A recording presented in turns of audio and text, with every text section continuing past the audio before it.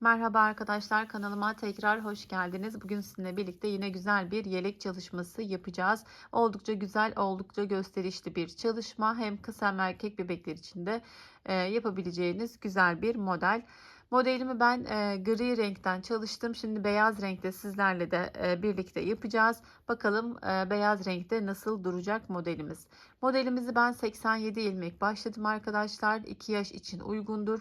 Ama ipiniz ve şiş numaranız daha kalınsa 3-4 yaşa kadar da aynı sayılarda başladığınızda büyük bir yelek elde edebilirsiniz. Ben böyle kartopu baby one ile örüyorum arkadaşlar. 3 numara şiş kullanarak ördüm yeleğimi. Bu ölçülerde ve bu ipte kullandığımızda 2 yaş bir yelek elde ediyoruz. Yakamızı 87 ilmek başlayacağız. 17 ilmek önler, 27 ilmek arka, 11 ilmek de kollarda olacak arkadaşlar. Birer ilmek de beden aralarına verdiğimizde toplamda 87 ilmek. Yakayı ben burada hazır bir robam vardı. Hemen altına uygulamıştım. Normal bir yaka başlamayı tercih ettim. Ama şimdi beyaz renkte yaptığımda farklı başlama tekniğiyle başlayacağım arkadaşlar. Ama videomda anlatmayacağım. Çünkü onun için de ayrı ve uzun bir anlatım gerekiyor. Daha önce videosunu çekmiştim. Linkini bırakacağım. Sizler de ona göre başlayabilirsiniz. Evet, 87 ilmek atalım. Normal şekilde başlayacaksak şişimize 3 diş ya da 4 diş haroşamızı örerek yeleğimizin yapımına geçelim. Evet, farklı başlama tekniğiyle ben yeleğime beyaz renkte başladım arkadaşlar. Bu teknikle başlayacaksak eğer 44 ilmek başlıyoruz. Bir ilmek eksik oluyor. Bu tekniği uyguladığımızda 87 ilmeğe çıkarmış oluyoruz. Bunun sonrasındaki aşamada. Dediğim gibi bunun anlatımı ayrı bir anlatım arkadaşlar. Hani şu video çok uzamasın diye videonun altına ben linkini bırakacağım. 44 ilmek başlayarak bu tekniği de sizler de uygulayabilirsiniz. Ya da çift kat başlama tekniği, tırtıklı başlama tekniği gibi diğer teknikleri de kullanabilirsiniz. Ya da uğraşmak istemiyorsanız normal 87 ilmek atarak şişimize, örgümüze başlıyoruz. İlk aralıklarımı da söyleyeyim arkadaşlar. Şöyle bir açıklamada yapmak istiyorum. Bakın bu şekilde 1, 2, 3, 4, 5, 6, 7. 7 model yaptım ama bir model daha sanki kaldırırmış gibi düşündüm. Ben şimdi yapacağım modelde 16 sırada bir açıp bir model uzatacağım. Eğer siz bu şekilde yapmak istiyorsanız 15 sırada sizler de ben de uzatayım, hani eni kaldırıyor, boyu da uzasın, biraz daha büyük bir yelek olsun diyorsanız 16 sırada da iliklerimizi açalım. Şimdi başladım. Teknik kullandığım için 3 diş haroşa yaptım arkadaşlar. Arka sıramızda iliğimizi açalım. Sonrasında yaka düşürme tekniğiyle yeleğimize devam edeceğiz. Şöyle görüntümüzü de artık biraz yaklaştırabiliriz. İliğimi ben 4 ilmek örüyorum. Sonrasında artır kes şeklinde ilk iliğimizi her zaman yaka haroşasından sonra açıyoruz arkadaşlar. Arka sırada açmayı tercih ediyorum. Sonrasında arka sıramızı, haroşamızın tamamlıyoruz. 17 ilmek önlerde vardı arkadaşlar. Öncelikle şurada 17 ilmek kalana kadar arka sıramızı örmeye devam edelim. Evet, robamıza başladık arkadaşlar. Ön sıramız burada, arka sırada ileğimizi açtık ve 17 ilmek kalana kadar örmeye devam ettik. Yaka düşürmeyi zaten hepimiz biliyoruz ama bilmeyenler için yine her model üzerinde detaylıca anlatmaya çalışıyorum. 17 ilmekten sadece 2 ilmeği örüyoruz önden. Geri dönüyoruz. Sağ şişimizde şu an 15 ilmeğimiz var. İlk ilmeğimi örmeden aldım. İlmeğimi bu şekilde alıyorum ki yaka düşürmelerimiz daha düzgün olsun arkadaşlar. Şöyle bir görüntü oluyor. Yani 2 ilmekmiş gibi görebilirsiniz. İlk ilmeğimi örmeden aldım. Sonraki ilmeğimi düz ördüm. Şu anda 17 ilmeğim var. Sadece öndeki ilmeklerim var. Artırıyorum. 1 ilmek düz. Artırıyorum. 11 ilmek kol örüyoruz. 1, 2, 3, 4, 5, 6, 7, 8, 9, 10 ve 11. Sizler burada işaretleyici kullanabilirsiniz. Belki daha rahat edebilirsiniz ama ben tercih etmedim bu kez. Artırıyorum. 1 ilmek düz örüyorum. Artırıyorum. 27 ilmek örüyoruz. 1, 2, 3, 4, 5, 6, 7, 8, 9, 10, 11, 12, 13, 14, 15, 16, 17, 18, 19, 20, 21, 22, 23, 24, 25, 26 ve 27. Artırıyorum. Yine burada bir ilmek düz örüyorum. Artırıyorum. 1, 2, 3, 4, 5, 6, 7, 8, 9, 10 ve 11. Tekrar artırdım. Bir düz ilmek örüyorum. Tekrar artırıyorum. Buradan da yine sadece 17 ilmekten 2 ilmeği örüyoruz ve geri dönüyoruz. Burada da bakın ilk ilmeğimi yine örmeden aldım. Bunu da bu şekilde alıyoruz ve arka sıramız tamamen ters örgü oluyor arkadaşlar. İlk sıramızı yaptıktan sonra artık saymaya gerek duymayacağız. Çünkü ayrım yerlerimiz belirlendi. Arka sıramızı ters örmeye devam edelim. Burada yine düşürme işlemi yapacağız. 15 ilmek kalana kadar örelim. Evet, arka sırayı ters örmeye devam ettim. Şöyle bakın, döndüğümüz ilmeği demiştim sanki 2 ilmek gibi görünüyor. Bunu ikisini birlikte bu şekilde alıyoruz. 2 ilmek örmüyoruz aslında. Bir ilmeğin görünümü bu şekildeydi. 15 ilmek vardı. Yine 2 ilmek buradan örgümüze ilave ediyoruz. Tekrar dönüyoruz. Aynı şekilde ilmeğimi örmeden alıyorum. Yine bu şekilde çeviriyorum ve düz örmeye devam ediyorum. Artırdığım yere kadar düz ördüm. Toplamda 4 ilmek diyebiliriz. Artırmıştık bakın, bir ilmeğin sağından ve solundan. Artırdığımız ilmekten hemen önce artırdım. 1, 2, 3 ilmek düz ördüm. Artırıyorum. Koldaki ilmeklerimi örmeye devam ediyorum. Dediğim gibi artık hani saymaya gerek yok. Artırma yerlerinden takibimizi yapıyoruz.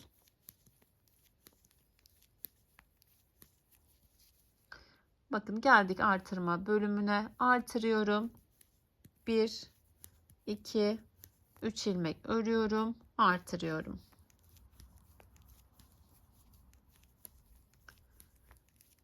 Örmeye devam ediyorum. Düz ilmek olduğu için hızlı geçiyorum arkadaşlar. Sizler durdurarak rahatlıkla yapabilirsiniz. Çünkü hani model anlatımı yok, sadece düz ilmek. Robayı da birçoğumuz zaten kolaylıkla yapabiliriz. Daha önce yelek ördüysek eğer. Bazı videoların altında hani daha ilk defa yelek örüyorum, İlk defa yelek ören için zor bir anlatım gibi düşünebilirsiniz ama yeni yelek, yani yeni örgüye başladıysanız eğer, yelek örmek çok ileriki bir aşama arkadaşlar zaten. O yüzden çok karışık gelebilir. Yani ben ne kadar net anlatırsam anlatayım zorlanmakta normal, yani hani benim anlatımla bir alakalı bir şey değil. Artırdım. Yine 3 ilmek örüyorum. Hani roba artırmaları gerçekten karıştırılacak bir şey. Herkes ilk etapta, yani örgü örmeye başladıysanız hemen kolaylıkla yapabileceğiniz bir şey değil arkadaşlar. Aşama aşama, yani düz örerek atkı, kaş, kol, bere, bunları örerek sonrasında yelek yapımına ve daha kolay modellerle başlarsanız daha rahat yapabilirsiniz. Artırdım. 1, 2, 3 ilmek ördüm. Artırdım. Yine burada bakın ilmeğimiz farklı görünüyor döndürdüğümüz için. Bunu da yine birlikte şöyle alıyoruz. Buradan da örgümüze yine 2 ilmek ilave ettik. 13 ilmeğimiz kaldı. Geri dönüyorum. Dönüşlerde yine bakın aldım. Bu şekilde ters öreceğim için ilmeğimi çevirdim. Yine arka sıramızı ters örerek ilerleyelim arkadaşlar. Arka sıralarımızda uzatmaya gerek yok. Burada yine yaka düşürme tekniğiyle devam edeceğiz. Evet, robamızı örmeye devam ediyoruz. Yaka düşürme tekniği uygulayarak yine son döndüğüm ilmeğimi ördüm. Yine 2 ilmek ilave ediyorum. Tekrar dönüyoruz arkadaşlar. 2, 4, 6, 7. 2 kez daha döneceğiz ya da 3 ilmek örüp burada öyle yapalım. Çok fazla uzatmayalım. Şöyle 3 aldım. Bir sonraki sırada da 3 alarak çünkü oldukça ilmek sayımız fazla. 3 3 yani 2 2 3 3 şeklinde dönüşlerimizi yapacağız. 3 ilmek ilave ettim. Bu kez sol şişimdeki pardon sağ şişimdeki ilmeklerimi de sayayım. 2 4 6 8 10 ilmek. Bir sonraki sırada 3 ilmek aldığımızda kenar patımız kalacak ve yaka düşürme işlemimiz tamamlanacak. Devam ediyorum. Döndük, yine ilk ilmeğimi aynı şekilde aldım. Bakın bu şekilde yaptığımızda dönüş yerleri hiç belli olmuyor arkadaşlar. Böyle ilmek uzamaları olabiliyordu.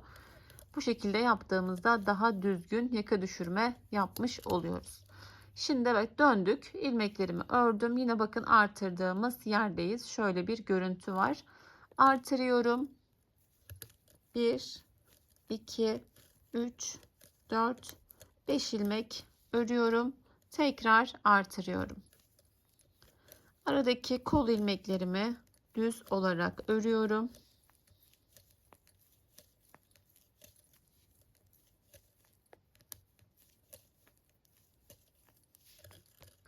Yine şöyle görebilirsiniz. Bakın artırdığımız ilmeğimize geldik.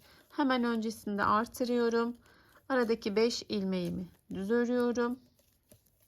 Tekrar artırıp devam ediyorum.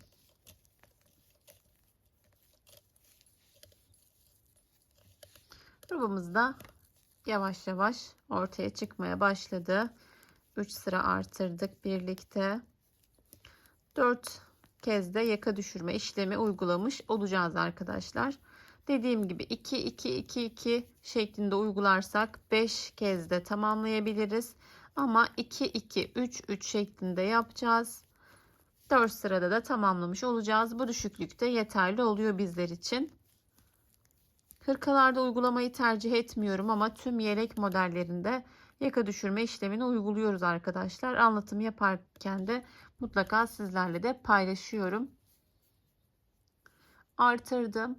Tekrar 1, 2, 3, 4, 5. Artırıyorum. Koldaki ilmeklerimi örüyorum.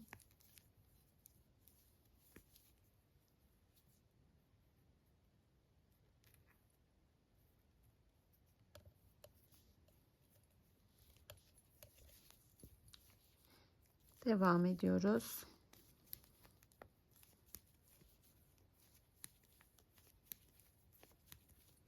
Şöyle ipimi açıp hemen devam ediyoruz arkadaşlar.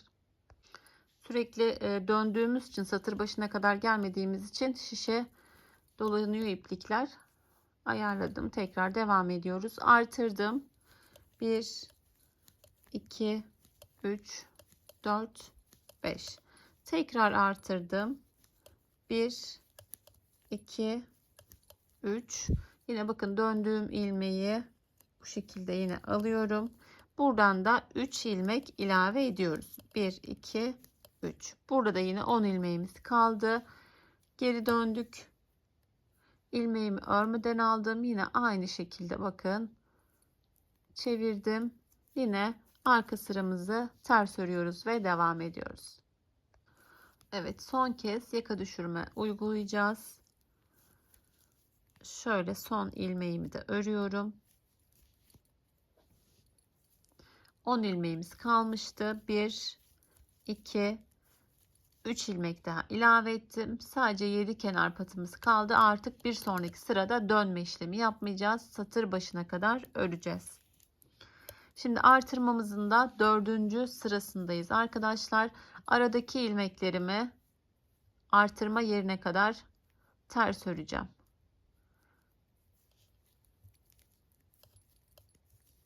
Bakın döndüm. Ters örerek devam ediyorum.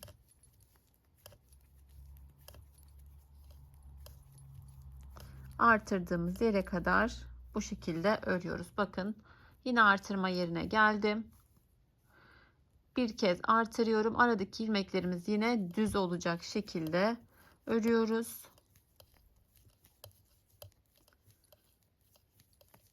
Yine buraya geldik. Artırma yapacağız. Öncelikle artırdım. Sonra aradaki ilmeklerim yine ters.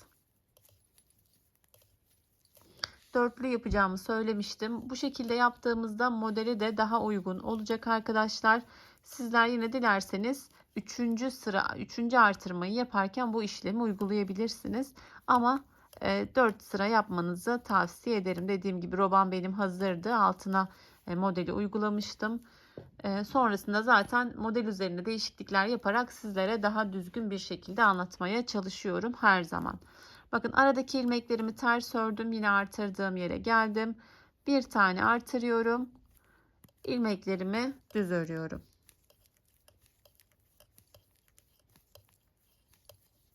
Yine burada da ipimi ters öreceğim için öncelikle aldım öne, sonra bir kez doladım. Yine ters örmeye devam ediyorum.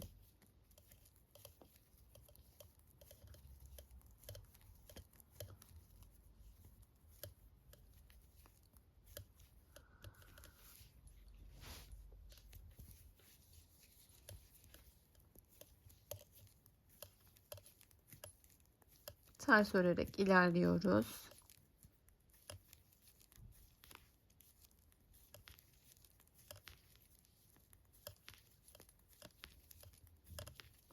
İlmek sayımız da arttığı için daha yavaş ilerliyor tabii ki örgümüz. Her bölümden 4 kez artırmış olduk. Burada yine geldik, bakın artırma yok noktasına. Artırmamı yaptım.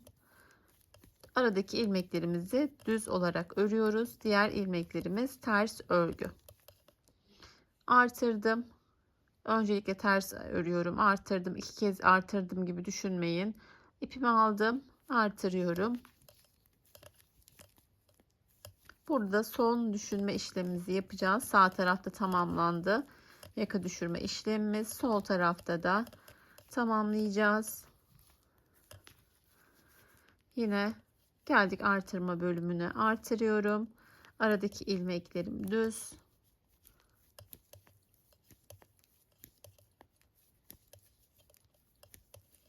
Yine artırıyorum. İlmeklerimi ters örüyorum.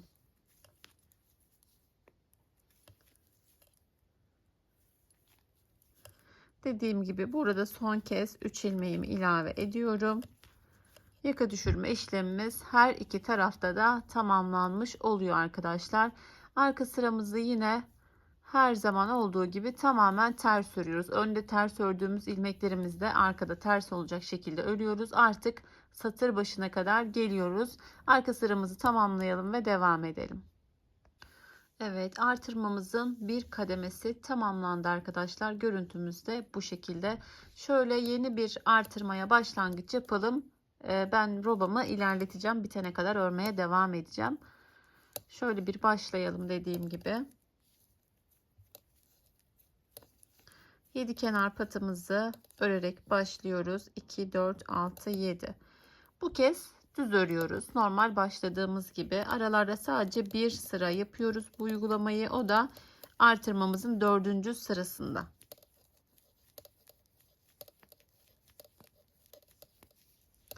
Bakın burada artırma yapıyorduk. Artık burada yapmıyoruz. Tekrar baştan başlıyoruz arkadaşlar. Buraya geldiğimizde 1, 2, 3, 4 ilmek sayarak ayarlayabilirsiniz ya da bakın zaten bir ilmek böyle damar şeklinde ortada çıkacak. Buradan da takibini yapabilirsiniz ama zorlanırsanız eğer buraya geldiğimizde 4 artırma yapmıştık zaten. 4 ilmeği ördüğümüzde yine o noktaya gelmiş oluyoruz. Bir artırıyoruz, bir düz örüyoruz, bir artırıyoruz. Artırmamı yaptım. Devam ediyorum artık hızlıca örmeye. Bir artırma noktasına kadar. Daha önce mutlaka yapmışsınızdır ama aralara böyle ters koyduğumuzda farklı bir hava katıyor örgümüze. Bunun ikilisi, üçlüsü, dörtlüsü, hatta beşliye kadar yapabiliyoruz. Bakın buraya geldim yine, ama ben genelde sayarak değil de şuradaki ilmeği takip ederek ayarlıyorum buradaki artırmalarımı.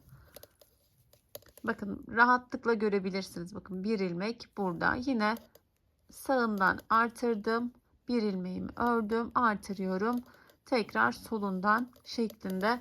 Bu şekilde artırmalarımıza devam edeceğiz arkadaşlar. 4 bölümde de aynı. 3 sıra artırıyoruz. Yine 4. artırmaya geldiğimizde ilmeklerimizi terse çeviriyoruz. Yine artırdığımız yere kadar aynı şekilde ters örerek robamızı tamamlayacağız. Toplamda 20 artırma, yani burada 5 kademe artırdıktan sonra haroşamıza geçeceğiz. Haroşamızda yine artırmaya devam ediyoruz. Çünkü oldukça fazla bir ilmek sayısına ihtiyacımız var. Haroşamızın 2 bölümünde artıracağız. Sonrasında model kurulumuyla da devam edeceğiz. Evet, ben robamı tamamladım. Bakın gösterdiğim gibi ilk artırmamızı birlikte yapmıştık. Sonraki artırmanın yine 4. sırasında ilmeklerimizi haroşa, aradaki ilmeklerimizi düz olarak ilerlettik ve toplamda 1 2 3 4 5 kademeden oluştu artırmamız. Şu anda 20 artırmaya ulaşmış olduk arkadaşlar. Bu haroşa bizim modelimizin haroşasıydı. Üzerine şu an 3 diş daha haroşamızı öreceğiz. Haroşamızda tekrar artırmaya devam edeceğimizi söylemiştim.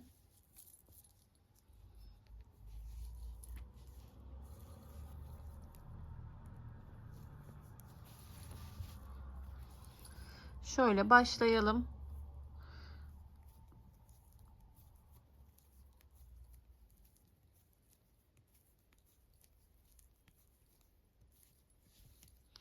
İki, 4, 6, 7. 7 kenar patımı ördüm. Ben haroşamı ters ördüğüm için tüm ilmeklerimi ters öreceğim. Sizler düz örüyorsanız eğer onu kendiniz ayarlayabilirsiniz. Ama hep söylüyorum, haroşayı ters örmek her zaman büyük avantaj. Ön sırada modeli kurarsınız, arka sırada tamamen ters örersiniz. Hem ön hem arka sırada model takibi yapmanız gerekmez. Şimdi şöyle haroşamda da göstereceğim nasıl gizli artırma yaptığımı. Sonrasında 3 diş haroşamı tamamlayacağım ve model kurulumuyla devam edeceğiz. Oldukça keyifli modellerden bir tanesi arkadaşlar. Şimdi yaptığımızda da göreceksiniz. Artırmalarımı yine aynı yerden devam ediyorum arkadaşlar. Şöyle geldik, bakın. Burada normal artırma yapacaktık. Haroşama geçtiğim için burada bir tane gizli artırma yaptım. Bir düz ördüm. Yine bir tane gizli artırma yaptım. Sebebi de, yani gizli artırmamızın sebebi, robalarda alt bedende, modelde biraz artırma yapmamız gerekiyor. Her modelde gerekiyor. Onu da kol altından yaparsak çok fazla oluyor arkadaşlar. Bakın burada 8 ilmek artıracağız bu modelde. 8 ilmek diye hatırlıyorum. Tekrar sayımızın kontrolünü yaptığımızda göstereceğim.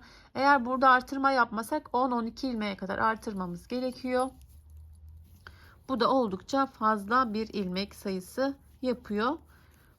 Onun için böyle haroşaya geçtiğimizde gizli artırma yaparak 2 sırada bu sayımızı yükseltiyoruz. Yine buraya geldiğimizde bakın buralarda ikişer tane, yani birer tane gizli artırma. Yine buraya geldiğimizde bir buradan bir buradan artırma yapmaya devam edeceğiz. İkinci sırasında yine aynı noktadan arkadaşlar ikişer ilmek her yerde artırmaya devam edelim. Son sırasında haroşamızın artırma yapmayacağız. 2 sırada devam edelim. Yani 2 sırada artıralım. 3. sıramızı artırmadan yapalım ve sonrasında model kurulumuyla devam edelim. Evet, 3 diş haroşamı da tamamladım arkadaşlar. Şuradan 4 diş gibi görünebilir ama modelimizin bir sıra haroşası vardı. Şimdi ayrımlarımı yaptım. Nasıl yaptığımı da söyleyeyim arkadaşlar. Bakın şurada bizim bir ilmeğimiz vardı. Yani ortada bir ilmek vardı. Bu bir ilmekleri hep bedene verdim. Yani burada da görebilirsiniz. Bakın bir ilmeği buraya verdim. Kollara vermedim. Kol ilmeklerini ben saymıyorum. Yani kol ilmeğine ihtiyacım olmadığı için önlerde 40'ar ilmek var. Arkada 73 ilmek var arkadaşlar. Toplamda 153 ilmeğimiz oluyor. Bizim modeli kurmamız için de 169 ilmeğe ihtiyacımız var. 8'er ilmek artırdığımızda bu ilmek sayısına ulaşıyoruz. Dediğim gibi burada artırma yapmasaydık 12 artırmamız gerekecekti. O yüzden bu şekilde yaptığımızda 8'er ilmek artırmamız gerekiyor. Modelimiz biraz geniş bir model, yani 14 ve katlarından oluşuyor. Yani bir model küçük yapacak dersek de bu sefer enimiz dar olur arkadaşlar. O yüzden 169 ilmek fazla gelmesin. Yeleğin eni zaten yani çok dar olmamalı. Bir kıyafet üzerine giyildiği için bir küçüğünü yapmak isterseniz robayı da küçültmeniz gerekir. 14 ilmek de bedenden eksiltmeniz gerekir. Şimdi şöyle tekrar toparlayalım. Kol beden ayrımını yaptıktan sonra siz yine kontrolünüzü yapın arkadaşlar. Böyle bir işaretleyici kullanarak benim gibi ayrımlarınızı yapın. Kollar hariç bedendeki ilmeğinizi sayın. Oldu ki eksik ilmeğiniz var. Buralarda gizli artırmayı unuttunuz.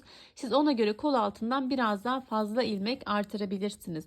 Bunu her modelde mutlaka kontrolünü yapmanız gerekiyor. Şimdi her zaman yaptığımız gibi yine kesme ve birleştirme işlemini yapacağım. Öncelikle haroşamın bakın arka sırasındayım. 3. sıranın. Şöyle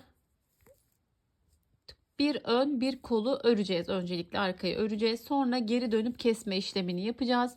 Öncelikle orayı örelim. Sizler de işaretleyici koymadıysanız eğer mutlaka bir işaretleyici koyarak bir ön bir kolu örelim arkadaşlar. Sonrasında devam edelim. Evet, şöyle 2 ilmeğim kaldı arkadaşlar.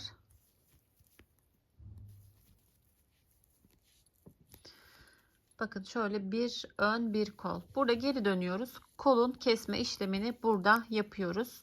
Sizler yine her zaman söylüyorum, hani alıştığınız teknikle yapabilirsiniz ama bu teknikte oldukça güzel bir kol çalışması oluyor.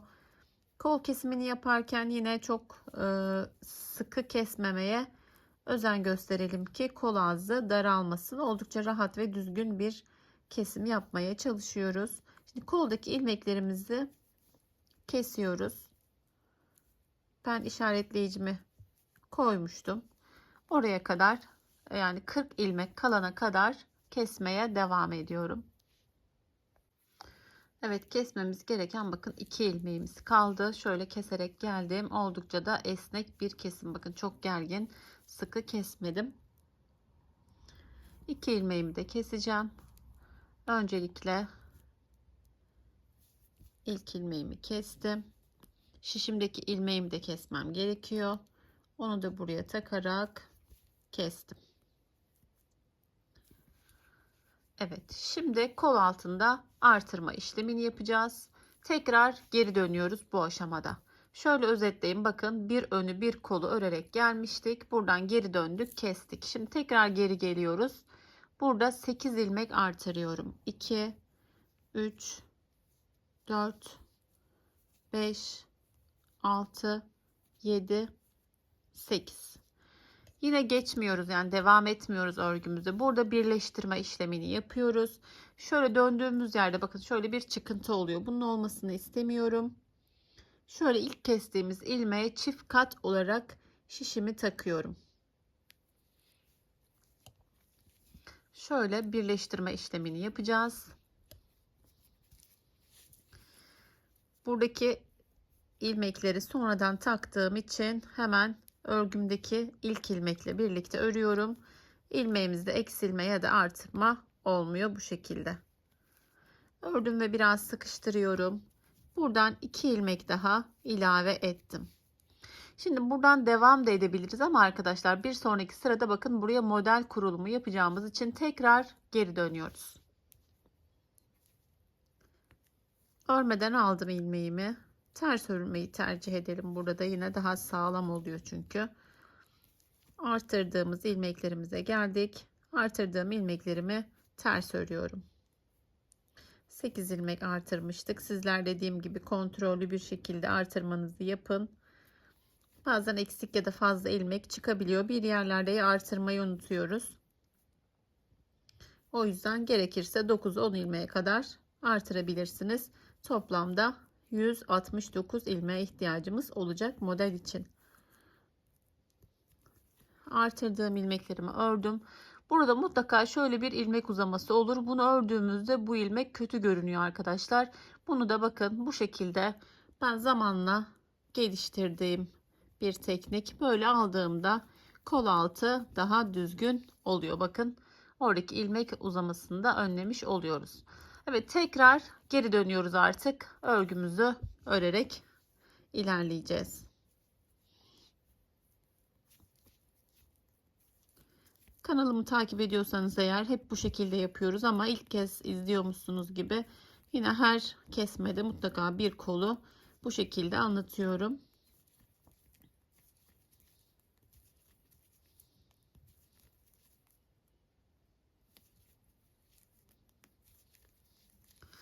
Kol altırmamızı da tamamlamış oluyoruz arkadaşlar. Şimdi diğer kolu ben kendim keseceğim. 2-2 anlatmaya gerek yok. Yine aynı şekilde burada arkayı ve kolu örerek buraya kadar geliyoruz. Yani 40 ilmek kalana kadar. Sonrasında geri dönüyoruz. Koldaki ilmeklerimizi kesiyoruz. Tekrar geri geliyoruz. Kol altında artırma işlemi yapıyoruz. Böyle birleştiriyoruz. Sonrasında artırdığımız ilmeklerimizi örüyoruz. Son olarak tekrar geri dönerek satır başına kadar geliyoruz ve modelimizin kurulumuyla devam ediyoruz. Evet, her iki kolda da kol ve beden ayrımını tamamladık. Kol altından artırmalarımızı yaptık. Şu anda 169 ilmeğimiz var. Yine oldu ki yani eksik ilmeğiniz var. Şurada kesmelerde ayarlayabilirsiniz. Yani 3 kesme yerine 2 keserek 1-2 ilmeği öyle tolere edebilirsiniz arkadaşlar. Robamızda demiştim bir tık farklı olacak diye burada 3'lü artırma yapmıştık. Burada 4'lü artırma yaptık. Yine tamamen aynı model aslında ama bu daha yakışacak diye düşündüm. Bunu yapmıştım. İkinci kez de yani anlatırken de bununla başladık robamıza. Şimdi modelin yapımına geçelim. Şöyle örgümüzü de takibi kolay olsun diye bu şekilde alalım. Şöyle hem model üzerinden de anlatayım sizlere. Bir modeli anlattığımda sizler de rahatlıkla devam edebilirsiniz. Yani kaymalı bir model değil, hep üzerine devam ediyor. Baklava modelini andırıyor aslında. Yarım baklava gibi de düşünebiliriz. Şimdi yaptıkça zaten ilk sırayı kurduğumuzda bile hemen anlayacaksınız modeli. 2, 4, 6, 7. 7 kenar patımızla başlıyoruz. Bir ilmek kesiyoruz. Yani ikisini birlikte alıyoruz. 7 kenar patımızdan sonra ilk işlemimiz kesme işlemi. Sonrasında 1, 2, 3, 4, 5. 5 ilmek düz örüyorum. Bir tane artırıyorum. Bir ilmek ters örüyorum. Şöyle görebilirsiniz. Bir kestik, 5 ilmek düz ördük, bir artırdık, bir ters ördük. Tekrar artırıyorum. 1, 2, 3, 4, 5 ilmek düz örüyorum. Bu kez üçünü birlikte alıyoruz. Kenarlardaki modelimiz yarım, yani yarım model olduğu için orada 2 kesimi yapıyoruz. Ortalarda 3 ilmek kesiyoruz. Sadece başta ve sonda 2 ilmek keseceğiz arkadaşlar. Sonrasında yine 1, 2, 3, 4, 5. 5 ördük. Üçünü birlikte aldık. 5 ilmek ördük. Artırdım. 1 ilmek ters ördüm. Artırıyorum. 1, 2, 3, 4, 5. Devam ediyorum. 5 ilmek ördüm. Üçünü birlikte alıyoruz. Sonrasında yine 1, 2, 3, 4, 5 ilmek örüyoruz. Artırıyorum. 1 ilmek ters. Artırıyorum. 1, 2, 3,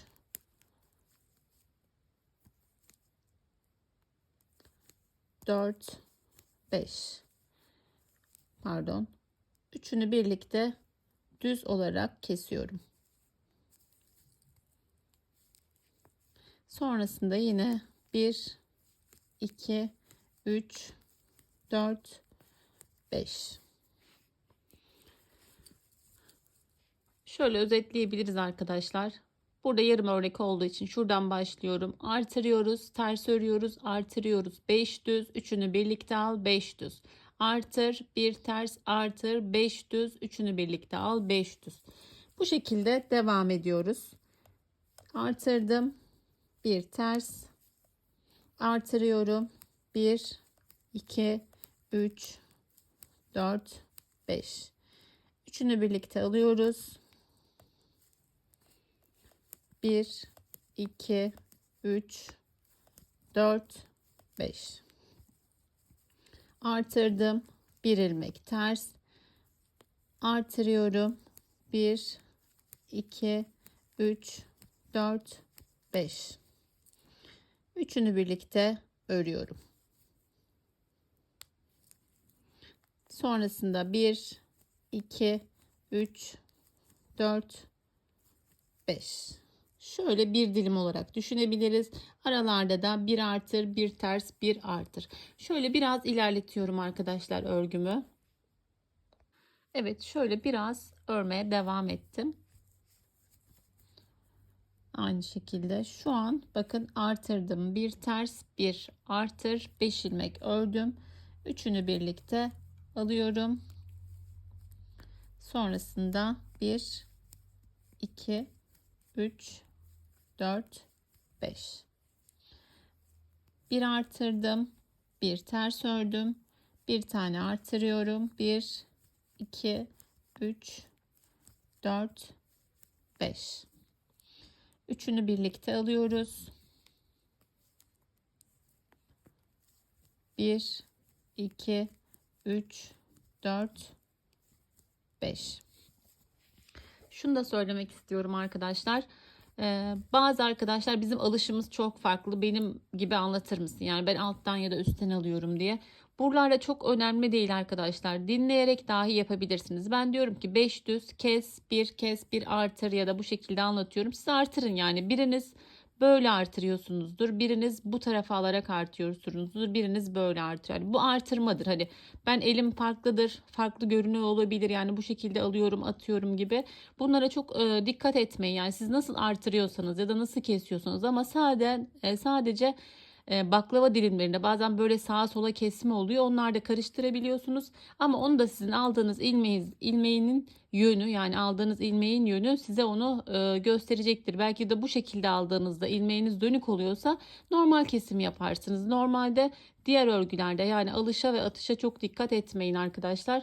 Sadece sesli anlatıma dikkate alın. Hani artırdık, kestik, ters ördük, düz ördük gibi bu söylemlerle de rahatlıkla yapabilirsiniz. Bunu da söylemek istedim.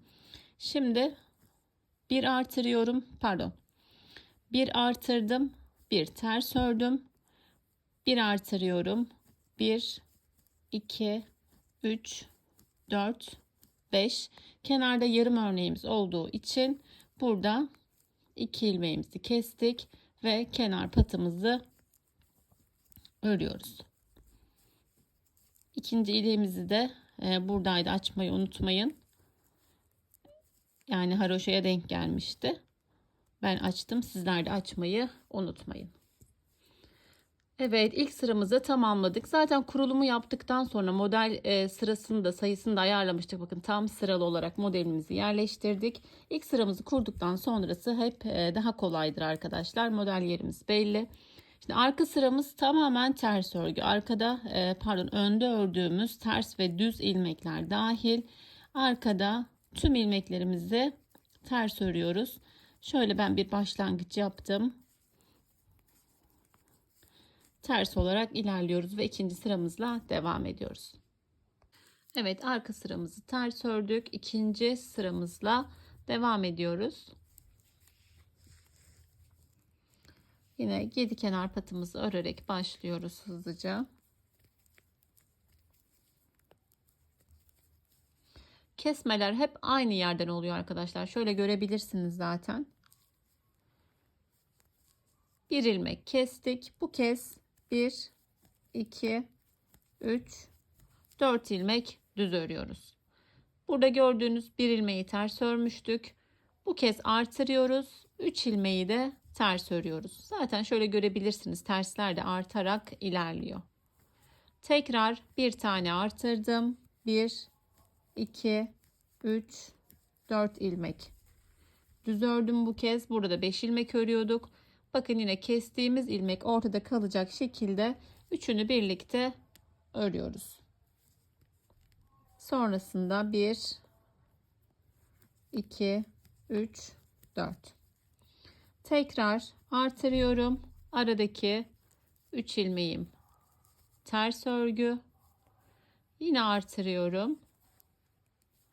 1, 2, 3, 4 örüyorum. Üçünü birlikte alıyorum. Oldukça kolay. Dediğim gibi zaten model yerini ayarlamıştık. Şöyle görebilirsiniz. 1, 2, 3, 4 ilmek ördük. Artırıyorum. 1, 2, 3 ilmek ters. Artırıyoruz. 1, 2, 3, 4 ilmek düz. Üçünü birlikte alıyorum. Sonrasında 1, 2, 3, 4. Evet, devam edelim. Şöyle göstereyim ben, ilerleyelim. Daha rahat anlarsınız. Burada artırmamızı yapıyoruz. 3 ilmek ters örüyoruz. Tekrar artırma yapıyorum. 4 düz, üçünü birlikte alıyoruz. 4 düz. Artırıyoruz. 3 ilmek ters, artırıyoruz. 4 düz, üçünü birlikte al. 4 düz. Bu şekilde ilerleyelim. Kenarı zaten yine aynı şekilde bakın yarım örnek geliyor. 4 düz örüyoruz. İkisini keserek sıramızı tamamlıyoruz. Bu sıramızı da tamamlayalım. Sıra sonuna kadar anlatma gereği duymuyorum arkadaşlar. Zaten başında anlattım ve model üzerinde de anlatıyorum. Arka sıramız tamamen hep ters örgü arkadaşlar. Ön sıramızı ve arka sıramızı tamamlayalım. 3. sıramızla devam edelim.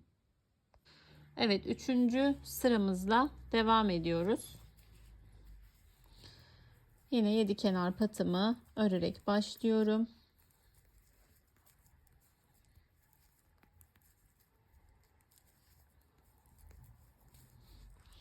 Evet, kenarda yine aynı şekilde kesme işlemimizi yapıyoruz. İkisini birlikte alarak bu kez 3 ilmek düz. Her sırada 1 ilmek eksiliyor arkadaşlar. 5 düz, 4 düz, 3 düz kesme işleminden sonra buradaki ilmeklerimiz azalıyor. Bakın ters ilmeklerimiz de artarak devam ediyor. Artırıyorum. Aradaki ters ilmeğim bu kez 5 ilmek. Tekrar artırdım. 1, 2, 3 ilmek örüyorum. Bakın 3 ilmek ortada kalacak şekilde, pardon, 1 ilmeğimiz yani kestiğimiz. Üçünü birlikte alıyoruz. Yine 1, 2, 3 ilmek. Artırdım. 1, 2, 3, 4, 5. Artırıyorum. 1, 2, 3 ilmek düz. Üçünü birlikte örüyorum. 3 ilmek düz. Son kez yapalım birlikte. Artırdım. 1, 2, 3, 4, 5 ilmek ters ördüm. Artırıyorum. 1, 2, 3 ilmek düz. Üçünü birlikte örüyoruz. 1, 2, 3 ilmek düz. Oldukça kolaylaşmaya başladı sanırım. Yani sizler de daha rahat anlıyorsunuz diye düşünüyorum modeli. Şöyle her sıraya geldiğimizde artık anlatmasam da sanki hani tahminen yapılabilecek bir model.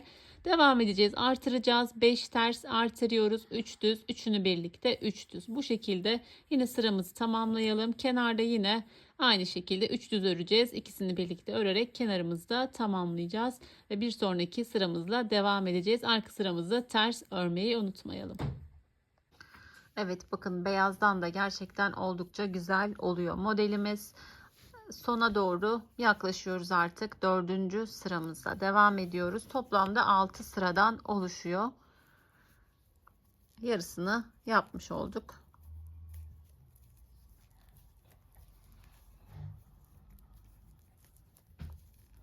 Yedi kenar patımı örerek başladık yine örgümüze.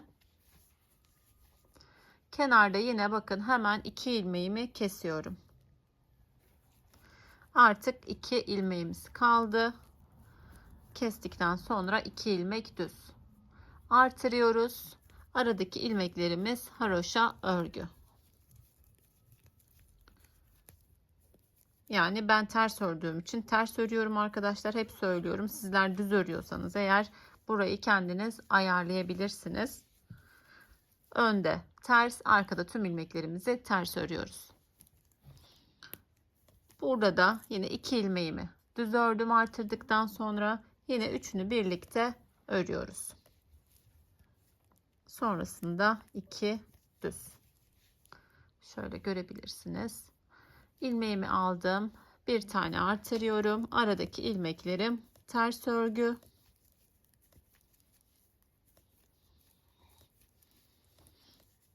Yine bakın burada öncelikle artırıyorum. 2 düz. Sonrasında üçünü birlikte alıyoruz. 2 ilmek düz. Son kez yapıyoruz birlikte. Artırdım. 1 2 3 4 5 6 7. Şöyle görebilirsiniz. 1 2 ilmek düz ördük. Üçünü birlikte alıyoruz. 2 ilmek düz örüyoruz. Ve bu şekilde bu sıramızı da devam ediyoruz arkadaşlar. Yine özetleyecek olursak 2'yi birlikte aldık, 2 düz ördük, 1 artırdık. Aradaki ilmeklerimiz ters, artırıyoruz. 2 düz, üçünü birlikte alıyoruz. 2 düz şeklinde devam ediyoruz. Sıramızı tamamlayalım ve sonraki sıramızla devam edelim. Evet, devam ediyoruz 5. sıramızla. 5. derken arka sıraları saymıyorum. Sadece işlem yaptığımız sıralardan bahsediyorum. 7 kenar patımızı örerek yine başladık. 2 ilmeğimizi birlikte örüyoruz, yine hiç değişmedi. Bu kez bakın sadece bir ilmeğimiz kaldı. Artırıyorum. Aradaki ilmeklerimi yine ters örüyorum. Aslında birçoğumuz artık bence videoyu kapattı bile, yani devam edebiliyor kendisi. Ama yine ben anlatmaya devam edeceğim bir modeli. Burada bakın yine artırıyorum ters ördükten sonra. Burada yine bir ilmeğimiz kaldı. Üçünü birlikte örüyoruz. Şöyle tekrar ördürüyorum. Sonrasında bir ilmek ve bakın sadece 3 ilmeğimiz kaldı ortada.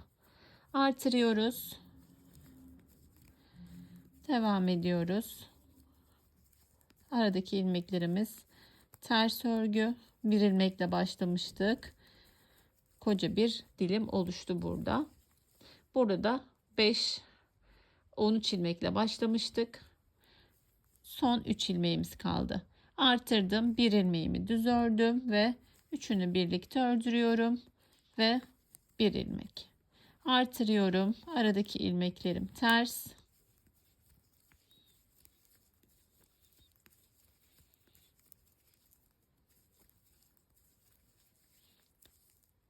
Yine burada artırmamı yaptım.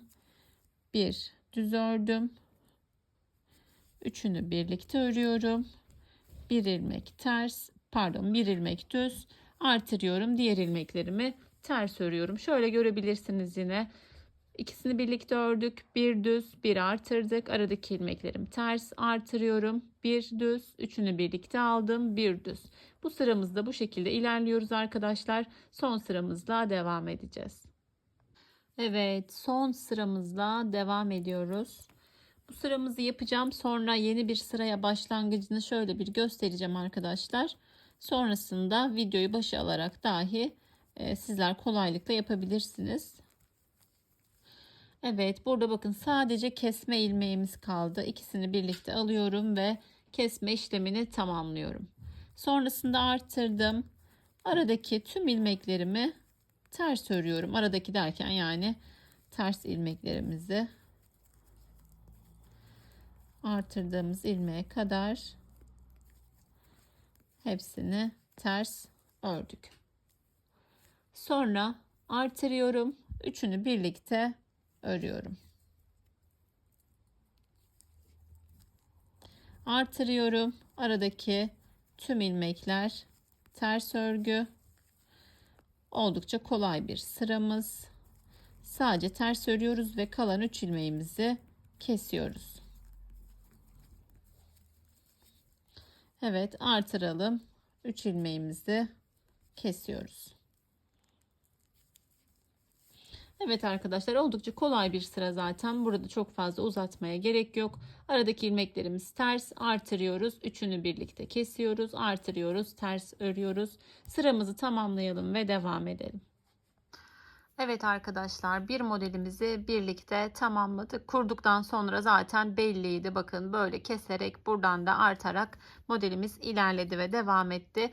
Buradan sonra tamamen videoyu başa alarak, yani robadan sonra yapabilirsiniz. Ama şöyle kısaca bir başlangıcını yapalım ki yine aklınızda soru işareti kalmasın. Sizler de rahatlıkla devam edin. Yine 7 kenar patımızı örerek başlayacağız. Hatırlarsınız ilk başta 2 ilmeği, şimdi burası sizi aldatmasın, artık burası bitti, tamamen haroşanın üzerine kuruyormuş gibi düşünün. Alt model takibi yapmıyoruz artık. Kenarda 2 ilmeğimi ördüm ve sonrasında 5 ilmek örmüştük. 1 2 3 4 5. Takip edecek olursak da bakın, bir ilmek yine aynı yere denk gelecek şekilde artırdım. Bir ilmek ters ördüm, artırdım. Sonrasında 1 2 3 4 5. Aynı burada olduğu gibi bakın, 5 ilmek örmüştük ve üçünü birlikte almıştık.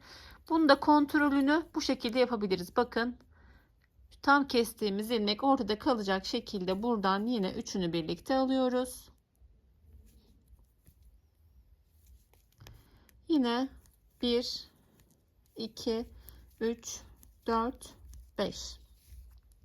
Yani alt modelle bağlantımız kalmadı demiştim. Kalmıyor aslında. Yani burası bitiyor. Tekrar yeni model. Yani buraya bakarak kurmuyoruz ama modelin de tam üzerine gelmesi için, eksik olmaması için arada böyle kontrolünü sağlayabiliriz. Bakın, bu ilmek tam yine aynı ilmeğimiz olması gerekiyor. Artırdım.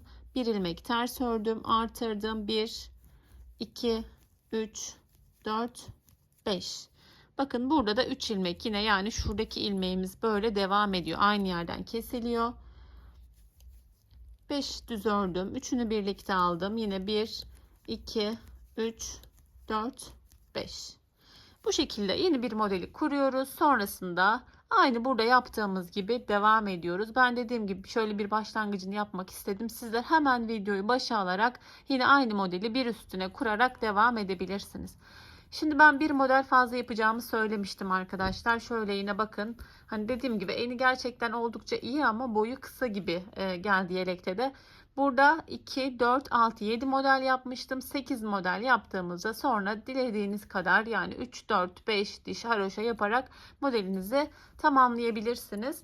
Ben modeli de örmeye devam edeceğim ama elimde başka işlerim var. Ne zaman paylaşırım beyaz halinde henüz bilmiyorum. İnşallah en kısa sürede bunu da tamamlayıp Instagram sayfamda paylaşırım. Elimden geldiğince tüm detaylarıyla anlatmaya çalıştım arkadaşlar. Yine takıldığınız, eksik olan, anlatmadığımı düşündüğünüz ya da yapamadığınız yerleri olursa Instagram'dan böyle en azından örgünüzü paylaşırsanız, hani şurada takıldım, burayı yapamadım gibi, ben size oradan da yardımcı olmaya çalışırım. Yapacak olan herkese şimdiden kolay gelsin. Yeni bir model, yeni bir videoda görüşmek üzere. Allah'a emanet olun. Hoşça kalın.